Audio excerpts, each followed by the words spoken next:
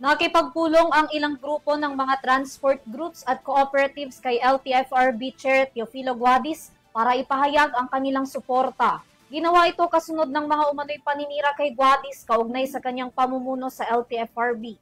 Tunghayan ng detalye sa report ni Graciela Corazon.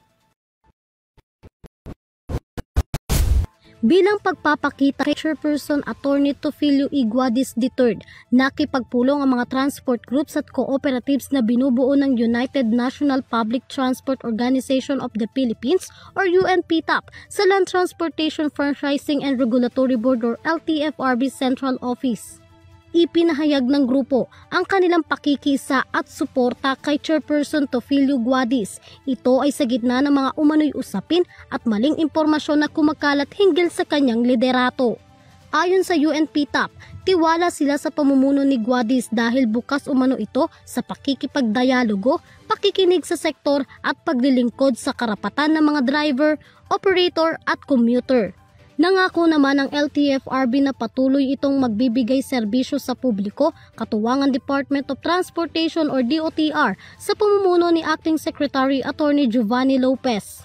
Matatandaan na noong October 1, 2025, isinagawa ng 6 na malalaking grupo ng pampublikong transportasyon sa bansa ang official withdrawal nito sa Samahang Magnificent Seven.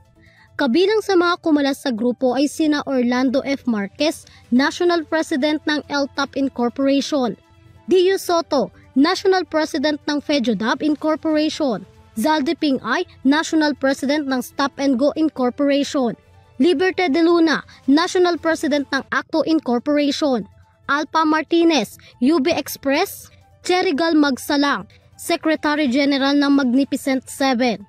Nagpasya ang grupo na kumalas dahil umano sa kakulangan ng pakikiisa at mga desisyon na hindi makakabuti. Matapos na umalis sa grupo, binuo ng mga ito ang United National Public Transport Organization of the Philippines Incorporation o UNPTAP Incorporation na layong pagsamahin muli ang mga transport groups na may iisang layunin na maitaguyod ang karapatan ng mga tsoper, operator at commuters sa bansa. Para sa EuroTV News, Graciela Corazon, sumasaludo sa bawat Pilipino.